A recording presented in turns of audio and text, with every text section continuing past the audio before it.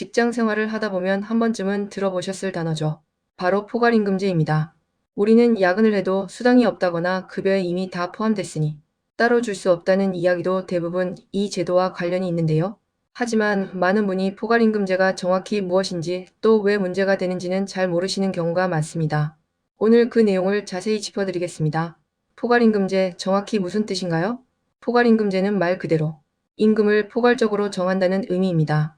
원래는 기본급과 수당을 따로 계산해야 하지만 이 제도 아래서는 기본급에 연장, 야간, 휴일 근로수당을 미리 묶어서 한 달 급여로 지급하게 됩니다. 예를 들어볼까요? 기본급 200만 원에 야간 수당 20만 원, 휴일 수당 10만 원을 합쳐서 총 230만 원으로 계약을 하는 방식입니다. 이렇게 되면 근로자가 실제로 야근을 하든 안 하든 매월 고정된 230만 원을 받게 됩니다.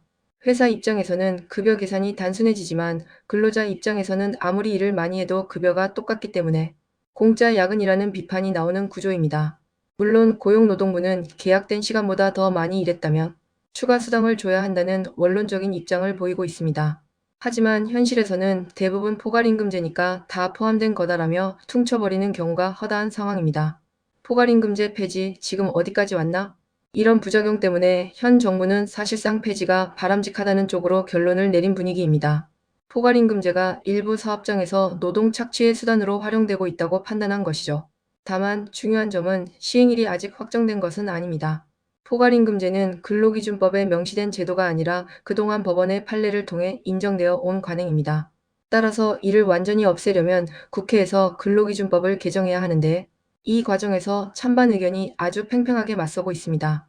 누구에게는 불합리한 제도지만 또 누군가에게는 현실적인 급여 구조로 받아들여지고 있기 때문입니다. 포괄임금제로 바뀌면 급여가 줄어들까요? 결론부터 말씀드리면 무조건 줄어드는 건 아니지만 구조에 따라 실질적인 손해가 생길 수 있습니다. 첫째, 실제 야근이 계약된 시간을 초과할 때입니다. 포괄임금에 야근 20시간이 포함되어 있는데 실제로는 40시간을 일한다면 초과된 20시간에 대해서는 돈을 더 받아야 하죠. 하지만 회사가 일을 주지 않는다면 결국 임금 삭감과 같은 결과가 됩니다. 둘째, 기본급을 낮추는 경우입니다.